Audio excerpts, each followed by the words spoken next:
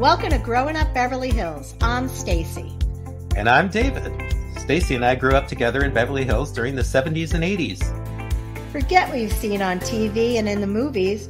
We're here to bring you the true stories of the people who grew up in Beverly Hills. Our guests range from the rich and famous to those growing up south of the tracks.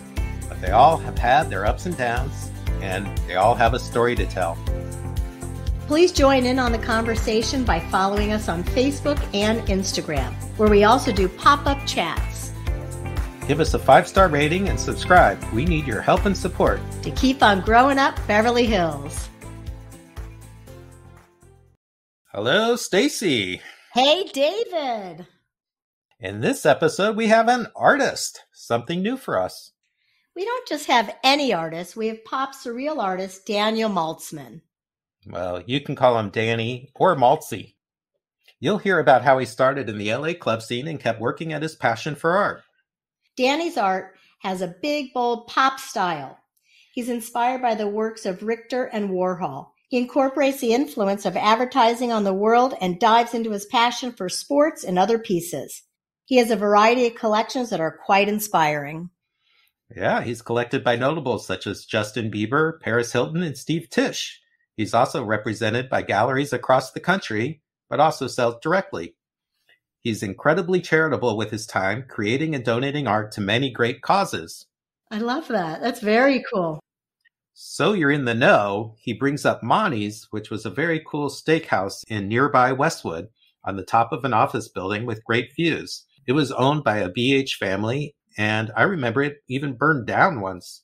That building had a big fire. I remember that too. There's still a location open in Woodland Hills. He also mentions Davis Factor, a very successful photographer, along with his brother Dean, who is the great-grandson of Max Factor. We're coming for you, Dean and Davis. We'd love to have you on the show. Yeah, they'd be great guests. So great. We'll post a bunch of Danny's art, but you can always see more at danielmaltzman.com. Let's listen. Daniel Maltzman, welcome to Growing Up Beverly Hills. That's me, and I'm happy to be here. Welcome, Danny. There's no place like home, Beverly Hills. Born and never left it. Barely. We love it. We love it. Born and bred in Beverly Hills, Daniel Maltzman. Born and bred in Beverly Hills. Well, we're thrilled, and we can't wait to hear all about it. I'll tell you all about it. We like to start with how your family got to Beverly Hills. And why? Family got to Beverly Hills. Someone like Tony Montana said to my grandfather, "Hey, yo, get the heck out of town. Here's $1 million." Funny story, though. That's kind of the story, because my grandfather was from Chicago, and he was attorney for some crazy people, I must say. It's about what I can say. And he had something he invented that was like a paper towel holder or something.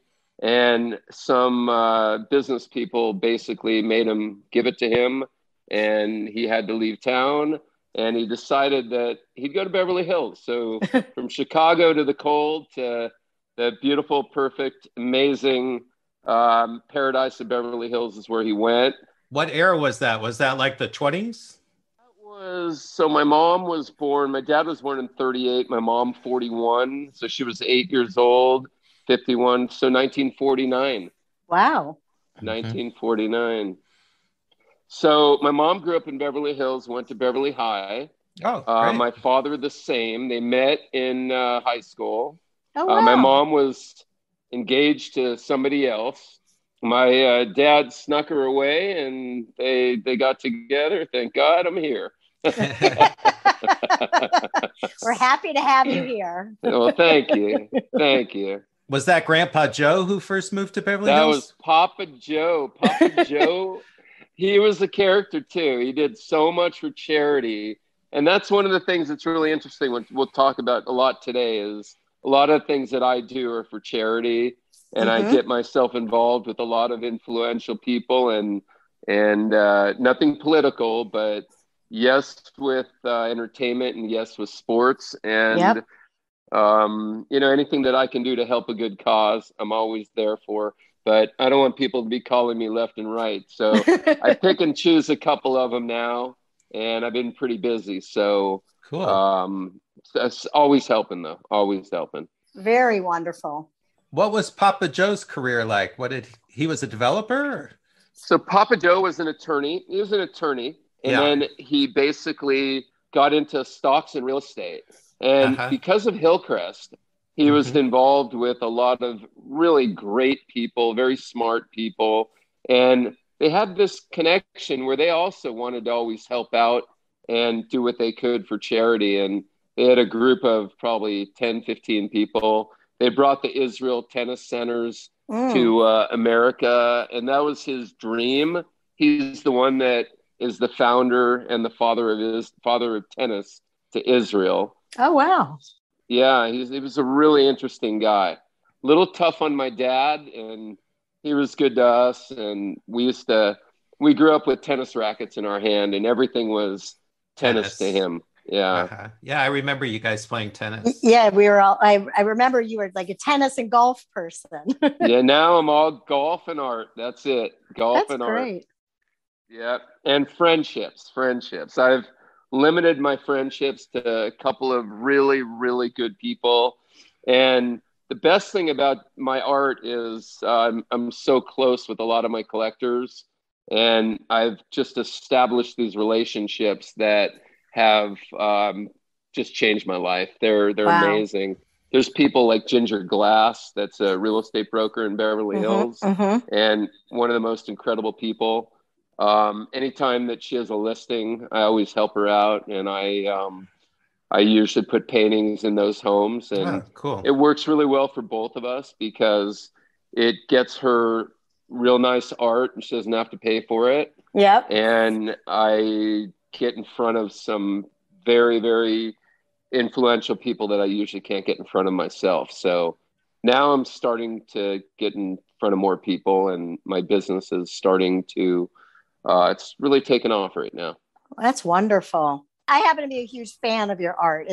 I told David before, I said, I think you're like one of the greatest living artists around. It's my most favorite art. I think it's everything. You know what? It's fun, and I eat, live, and breathe it. And it's just every day I like come up with new things and new ideas. And I'll get into one thing that was kind of interesting talking about that is I've always loved baseball cards. Yeah. I did a thing for a charity about 3 months ago.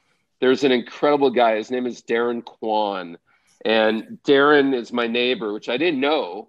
And one of my guys that helped me at my studio move things around and helped with the heavy lifting, his name is Philip. He told me that I think Philip also went to Beverly too. Oh, good. So he told me that I should do some baseball card charity thing for his kid's school. So I made a tiny little Sandy Koufax with baseball cards behind it and painted Sandy Koufax, and it was the 1956 card. So when it went to the charity, this guy was like, wow, I love this thing. Who is this guy? Oh my God. So I get a call from Darren, and he wanted to meet with me and see the studio and see some other stuff. So we ended up going over. We became really, really good friends. And now to this day, he's like a business partner of mine. And we're doing a whole bunch of stuff with charity and with celebrities. And he just got me to Manny Pacquiao. Yeah. And in about 2 weeks, we're going to go to the fight with his team. So we're going with his manager and his right-hand person and myself and Darren. Wow. And we're going to be able to have some really good seats and be in the mix of the whole thing. And we're trying to do an NFT, if anybody knows what these NFTs are. A non-fungible token. Yep. So hopefully we'll get it off the ground. I was supposed to do one with somebody that approached me with Tom Brady a little while ago. Wow. And we never got that one off the ground. But actually, I think the Manny Pacquiao one will get off the ground. And that'll be awesome. Yeah, I think your art lends itself really well to an NFT. We're halfway there. I mean, I met him at his studio about a week ago. Darren and I went over there. And Manny met us, and basically they first threw us up the wall against the wall and made us do COVID tests.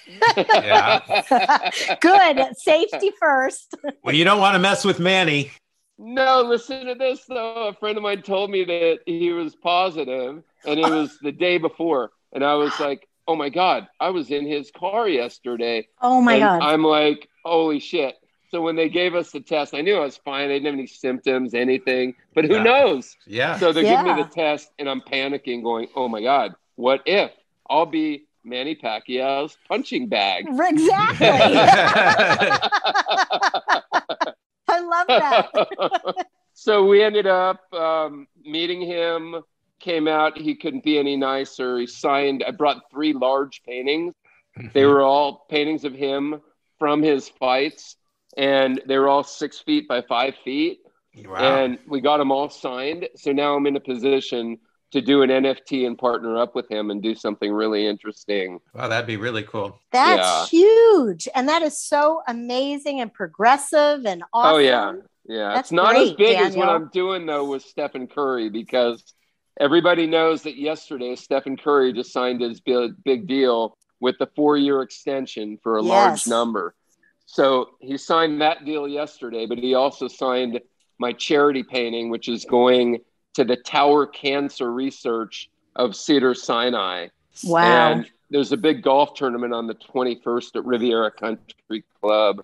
And we might do it there, but we might also push it off so that we could get it to either a Christie's or a Sotheby's or something major, because this painting could get 6 or 7 figures on it. Wow. And I take zero. I strictly do it actually, just to help out the cause. It helps me in turn, but it's just fantastic. And when I met Stefan, I met him yesterday at a hotel in Santa Monica called The Proper.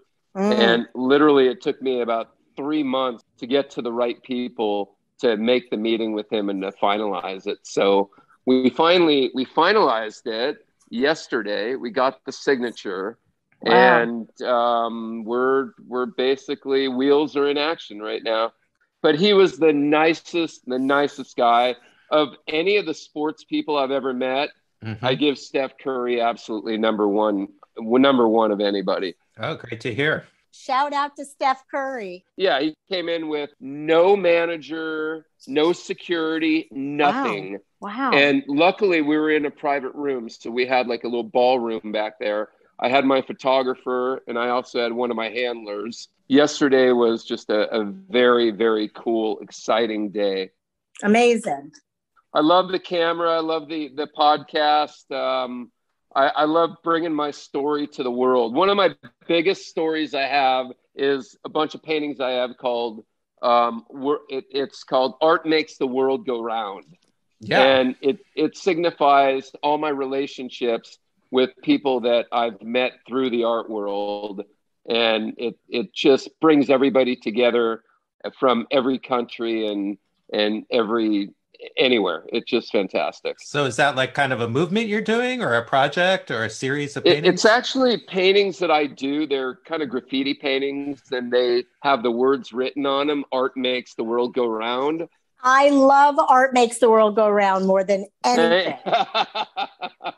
I've been telling David since yesterday that you have a whole vibe on Art Makes the World Go Round. And I just wanted to acknowledge you and tell you how awesome it is, how your art and art from everybody unites people and the world. I think it's incredible. A healing entity, and art is something that if you do it and you do it properly and you're involved for the right reasons and with the right people, it's magical. It is so magical. I can't even tell you, because I don't know what it is, but the respect that I get from my friends is like, there's no other. It's incredible. And it's so fun too, because I've had the best nicknames. Like, I live in a building where there's a couple hundred people here, and every time I come in, I've been here for 30 years, I'll never not hear, "What's up, Picasso?" Very cool. And it's just such a compliment and so nice to hear that. But Picasso was my idol, and just the fact, I love what he said, which was his famous quote was, "It took me a lifetime to learn how to paint like a kid." And that's one of the things that I try to bring out in a lot of my paintings. I've got a lot of very photoreal paintings that there's nothing like a kid that they look like. But then again, I've got a number of paintings that are really fun and really cool. And it looks like, kids are painting them. So that's really fun, really fun. It seems like a lot of celebrities have discovered your art. Do they seek you out, or how's that happened? I wish there was more. There's not as much as I'd like it to be. When I see a couple of other artist friends of mine and I see what they're doing, I got to give a shout out to one of my favorite artists. And again, a man who's got a heart of gold, an incredible artist, and the name is Gregory Siff. And Gregory's got a manager that basically has taken him just through the roof. Talk about celebrities and things that he's doing and collaborations with other companies. I'm a lot of respect for Gregory, and he's one of my bros. But Cool. That's something that I need to start doing more of, and I'm just starting to now with the Stefan and with the Manny and a few other things. Yeah. I'm getting more into that, but I never really cared about that before because I like to kind of be more low key. I don't like doing things in the public. I like to keep my not secretive, but I like to just keep it low key. Yeah. Yeah. The world's too crazy. There's too many weirdos out there. Hell yeah. And even the little social media that I do creates a lot of strange encounterings that I have to deal with. And that's one thing. I don't have time for that. And I just don't think it's appropriate. And, I'm here to make the world a better place and to paint and to do things and do things in a positive way. I don't do anything political, nothing at all. And it's just a blessing that I'm able to do something that I enjoy doing. My famous line ever is, you'll never work a day in your life if it's something that you love to do. And I get to wake up every morning, do what I love to do. And that's my job. That's my life. That is everything that revolves around it. And, I'm super, super blessed to have this situation that I'm in now. Yeah. I've also had incredible parents. Like, unfortunately, my dad is on the dying table right now. Sorry. He's had Parkinson's for about 20 years. And unfortunately, they had to put a tube in his stomach. And ever since they did that, it was like game over. He doesn't know who we are anymore. He's got, it's the so final sorry. days. Yeah. So sorry. Thank you. Yeah. But it's been going on for a while. So, yeah. After a little bit, you can kind of have to accept it and understand that, the world's a circle, our life's a circle, and we're just a tiny little dot on the on that canvas. And that is true. There's so much out there. Yeah. And the world's so crazy. I mean, what we experienced in the last 2 years has just rattled my feathers. It's Me crazy. too. Yep. Yeah, it's done it to everybody. It's just the shock of history. I mean, nothing like it. Nothing like it. And, just pray that we will all get out of this and back to life. You know what? I just pray that we don't get as divisive as we've been, because there's no reason for that. There's no reason for that whatsoever. Yeah. And, we're all in this world together. And that's right. To have anything divisive, it's not a healing element. And it's just something that bothers me more than anything. Well, me too. And I think David as well, we agree with you. And we're all hoping that people could choose love over fear, and let's heal the world and let's have a safer place. You know what? It's so much easier, Stacey, to be nice than to be an asshole. Totally. And for me, there's nothing that I can say, oh, I'm the smartest guy, I'm the greatest artist, I'm this, I'm that. No. But what I can tell people, and I feel more confident about it than anything in the world, is nobody's ever going to meet a guy that's nicer than I am. And if they do, I want to meet that guy. Yeah. And I also don't you acknowledge with your friends and people, good humans? Don't you have a good human club? And you kind of acknowledge good people out there. I think that's really cool. I like doing that. I'll get back to that when I have some time, but I was doing that a little while ago, and I got really, really busy and stopped it. But the Good Human Club will continue, and talk about, collectors and friends of mine that I met through art. That was through a friend of mine named Blake, and I helped him out with a couple of homes that he had. They were in the Palm Desert area. He became one of my very, very close friends.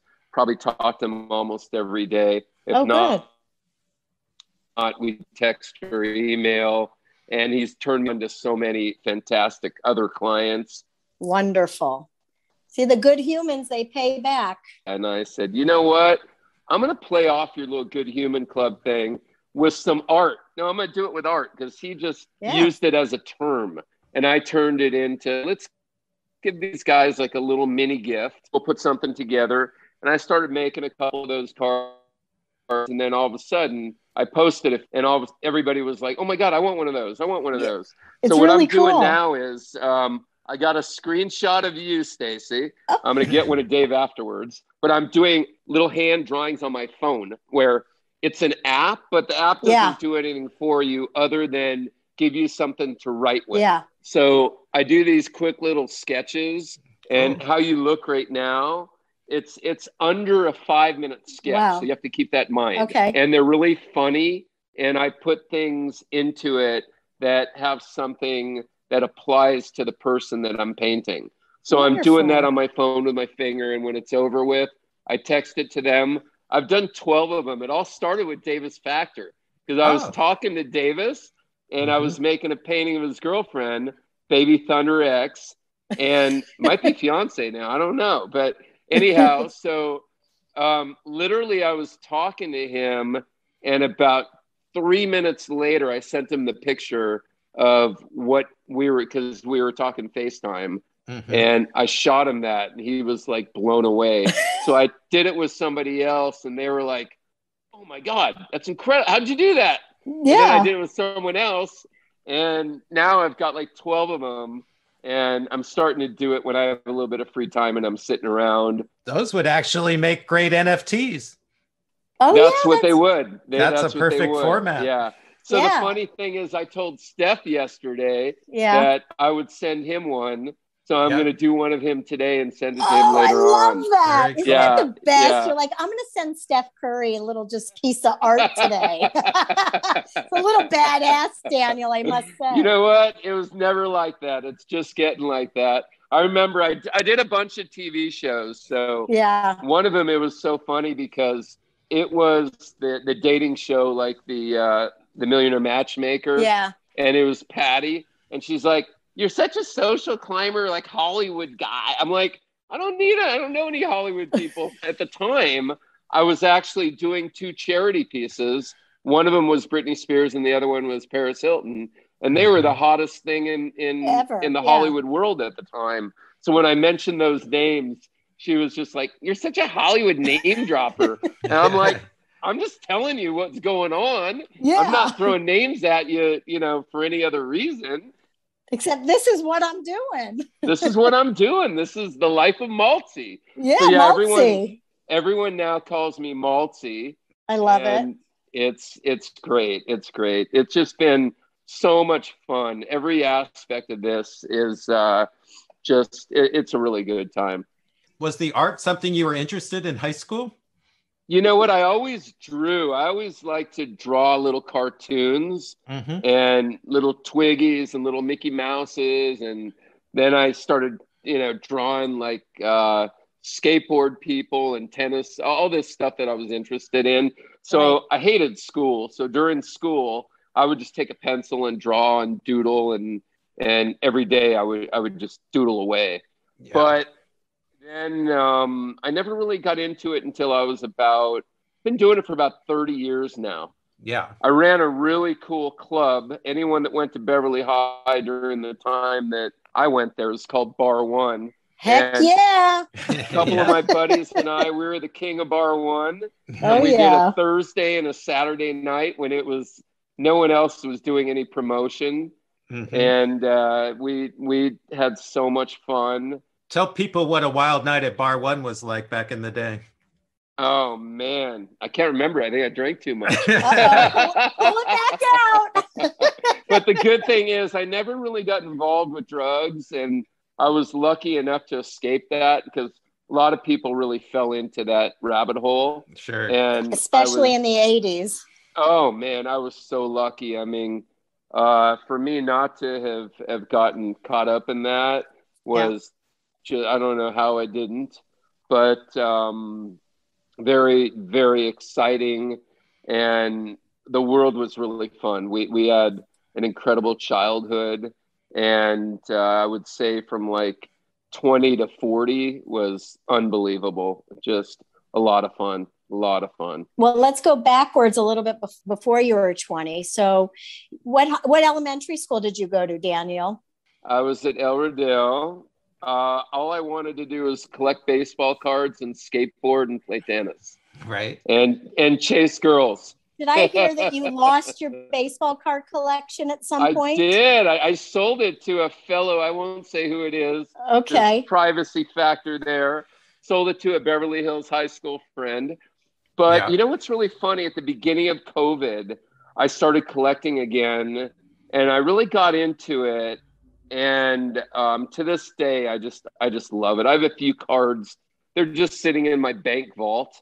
And I think it's a great asset. I think it's something kind of like gold or like, you know, a good stock or whatever it is. Yeah. I've just been a big believer that cards go up and down and up and down. And what I do is I like to buy people's entire collections.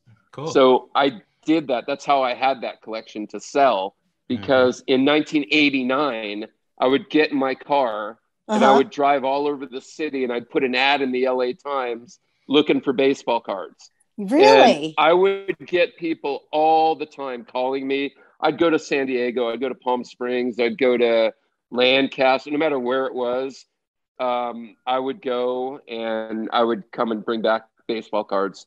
So I ended up selling all those at that time. So now I'm more select.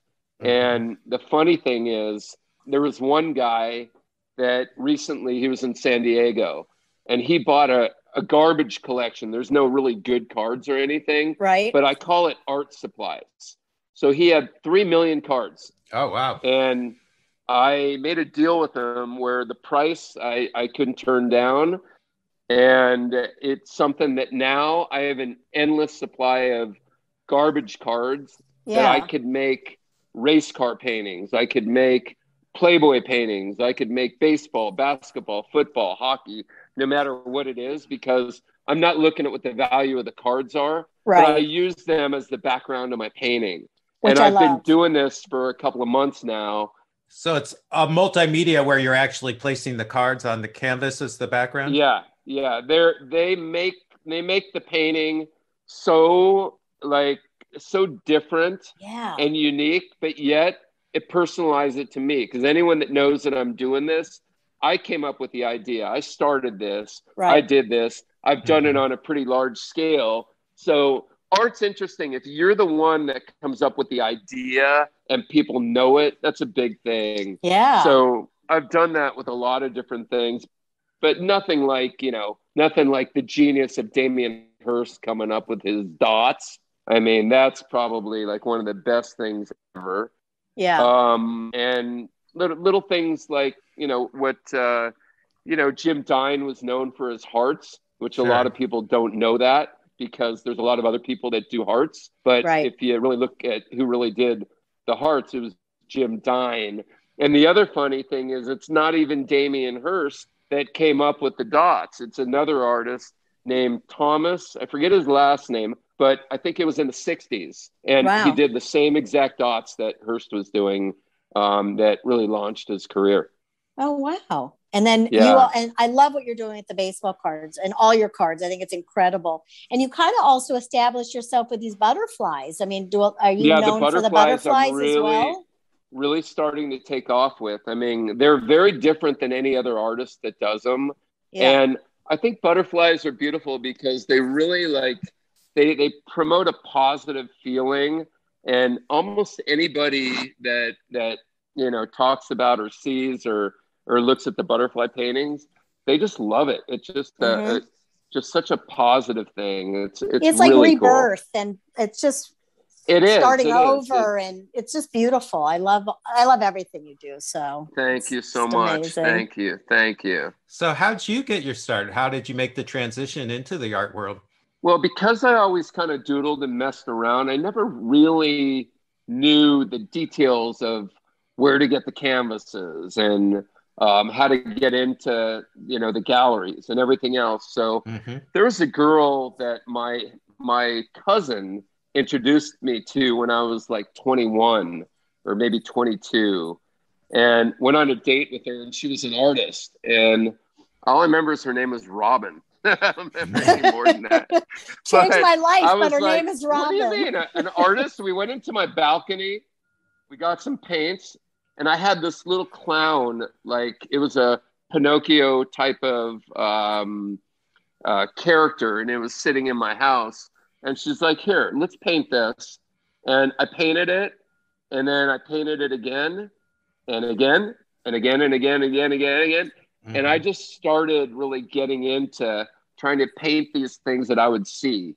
And then I would paint other things like tennis rackets and all kinds of things that I thought were cool. Wow. And then I started going further and getting more into painting people and taking classes and really, really getting into it.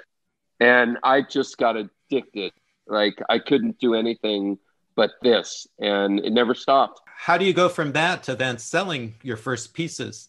Yeah. Well, my first piece, the one that I did, it was so cool too, because let's get some more names in here. Let's do it. Shaquille used to live in the building that I live in. Oh, wow. And I was doing a lot of really colorful, cool, abstract paintings. They were really large. And a friend of mine had a cigar shop in Venice. And we put a show together. That was one of my first shows. And literally I was selling the paintings for like $200 at the time. Wow. And I probably had like 10 paintings in that show. And then people were like, oh my God, I love your studio. Amazing. Whoa. And then I started doing more and more paintings. And then there was a great place in Westwood, if you guys remember, a little nostalgia, Monty's. Sure. Yeah, Monty's Steakhouse. Of course, Steakhouse. That was the Levines. Yeah, Michael Levine. Michael is just the coolest guy ever. We became really good friends. And I did a show. My second show was there at Monty's. And that was a little more of a real show. And we probably had, I don't know, 50, 100 people there or something. And all of a sudden, people are starting to talk about, oh, who's this Daniel Maltzman? I like his stuff. Wow. And then I started selling a few things. And then the next big one was Beverly Hills, the Beverly Hills Art Show at the art fair. Oh, right. So I did a show there at the art fair. So every year Beverly Hills has a big art fair where they take over some of the streets and people exhibit their art and sell it. It's called the Beverly Hills Fair of the Gardens, they call it. That's right. And it's a big thing in Beverly Hills, and it's just a lot of fun. It's really cool. So I only did it that 1 year because I got involved with a canvas maker that was in Palm Springs. His name is John Driscoll. And I've probably bought 99% of all my canvases from him. Now I make them myself, and I put them together. I have someone that makes the wood frame for me, and then I staple the canvas and stretch the canvas and do them myself. But for a long time, I've had John, where I'd call him up, John, I need 50 canvases. Can you please come to Culver City? Wow. And I would always bounce around from different studios, like had a studio in Culver City, had a studio in Santa Monica, had a studio in Beverly Hills, had a gallery in Beverly Hills. Right. I was at the Boy Scouts, my very first place that I made my studio. I leased on Overland and National. It was like 500 square feet in the garage of the Boy Scouts, but it was kind of outside, inside. It gave me a place that was, somewhere I can go every day, and I can throw the paints around and not have to worry about destroying, my house. Yeah, totally. That was fantastic. And I did that for a while, and then went to another one and another one. Now I'm much more private. I don't really have any gallery, and I've just been, kind of just been working on more selling rather than producing. It's tough because there's two aspects to art. You have to make it, but then you have to sell it. Right. Yeah, exactly. And the thing is, it really comes to supply and demand. And if you have a lot of supply, your price is going to go down because people are going to go, wow, wait a minute, you have so much. Right. But the truth of the matter is, if anybody's listening here, I may have a lot, but what I have, I call that my personal collection. So that's not public. That's not for anybody to purchase. Yeah. The only stuff that people can purchase are either what I want to open the door to or what a gallery I give them. Like, I work with a handful of galleries. Sure. I work with some great galleries. I don't want to mention everybody, but they're all over the country. And I give them each a couple of paintings. Yep. And they've been incredible relationships for me too. And it's really helped get things out there.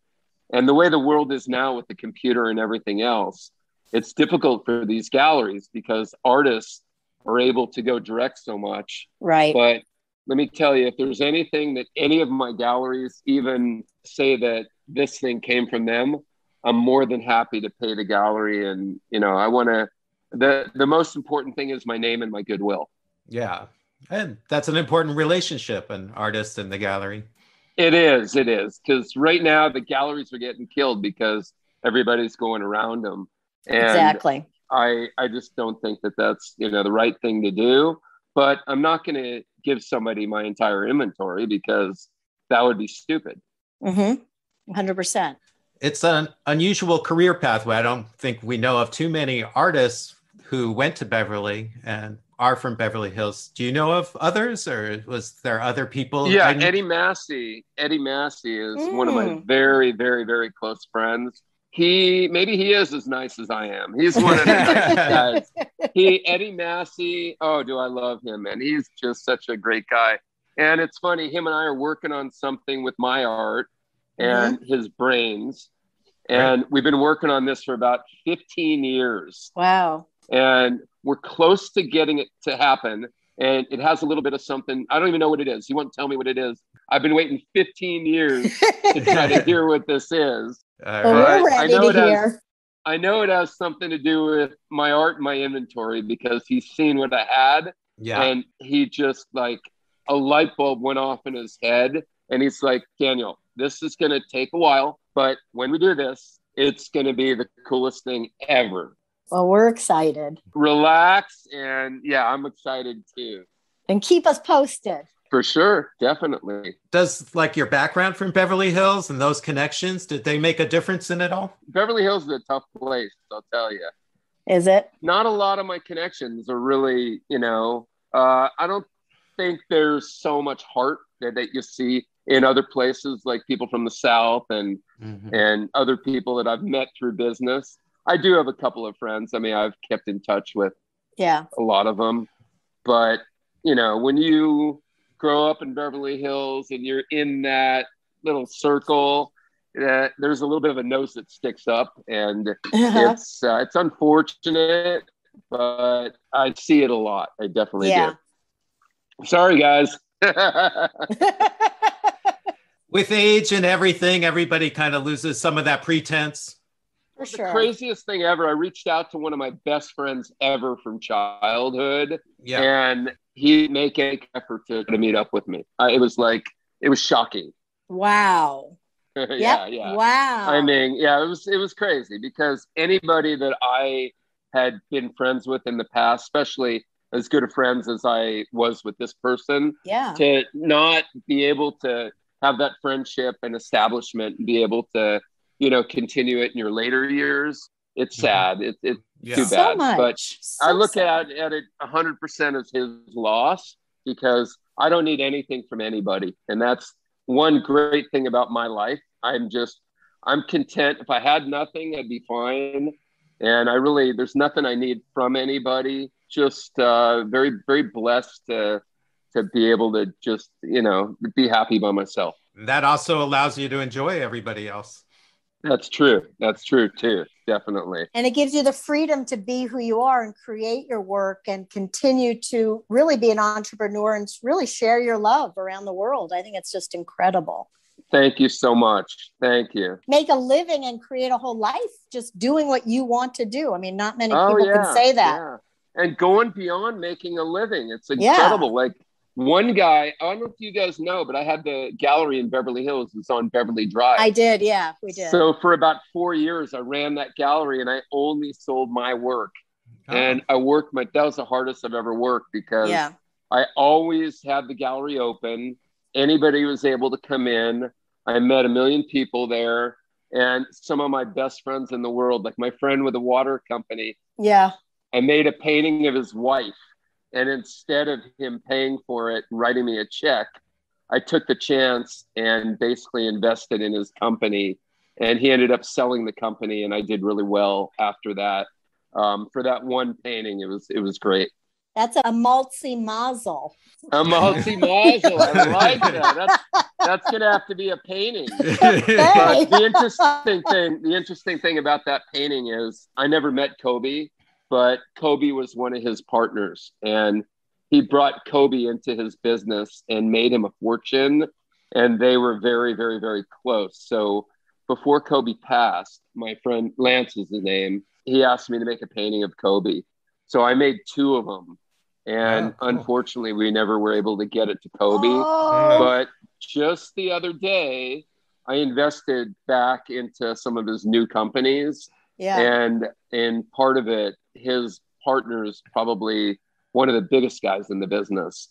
And when he saw the paintings of Kobe, they were a combination of Kobe and their company, both of the paintings. Mm-hmm. I just sent them to him in New York. And here they're in the corporate offices now. Oh, that's great. Found the perfect place for them. Kobe lives on with body armor. Yep. That's so cool. Yeah, amazing. Really, really, really fun. The other thing that's really catapulted my career and my friendships and my world is golf. As much as I am in love with my art, I am with golf. And the people that I meet and the friendships that I have through that is just next to none. Wow. Yeah. So like 20 years ago, I thought I was cool. I'd get a publicist. So I found this girl that was with Rogers and Cowan. Yeah. And it ended up, we did a couple things. I went to a bunch of these cool parties, met a lot of fun people.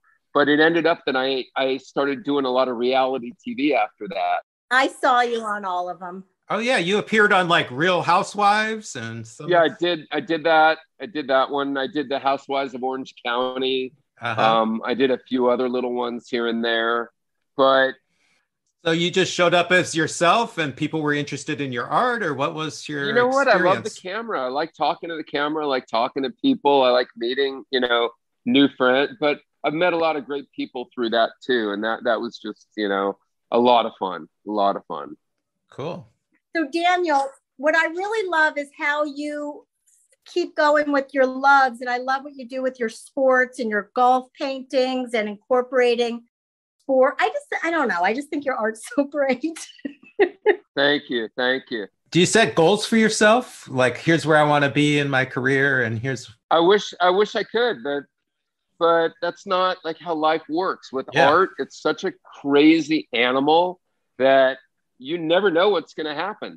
Like the thing that I told you about with Curry, if 3 months ago when I was hitting balls at a golf club, I spoke to a guy and he was thanking me for helping him with his charity for the last 5 years, because I've always helped them and given him paintings. But I didn't know that this was one of the main guys. His name is Ron Cherney, that's involved with it.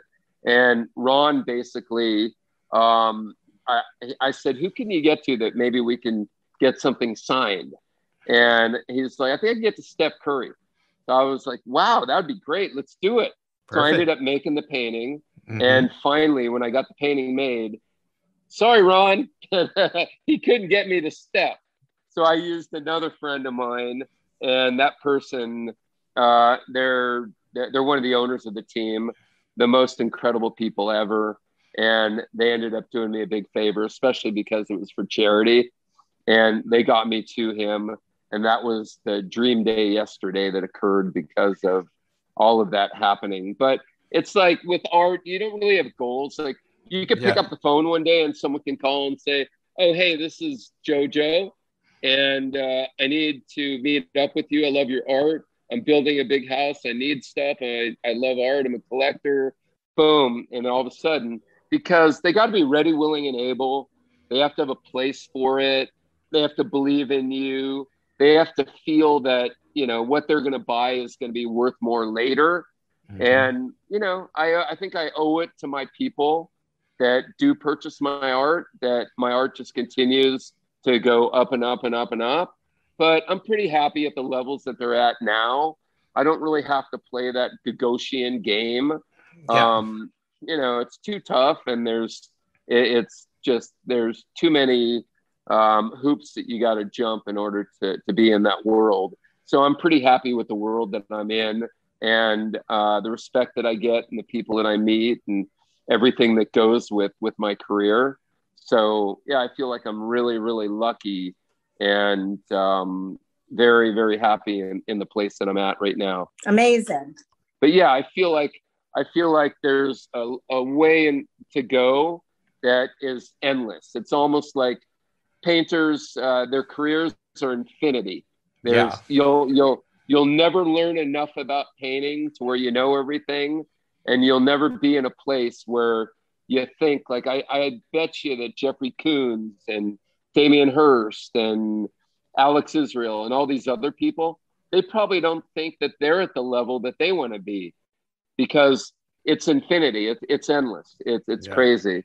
And it's all in perspective of, you know, who you are. And like, I remember Chuck Rinaldi is a fantastic artist, Venice artist.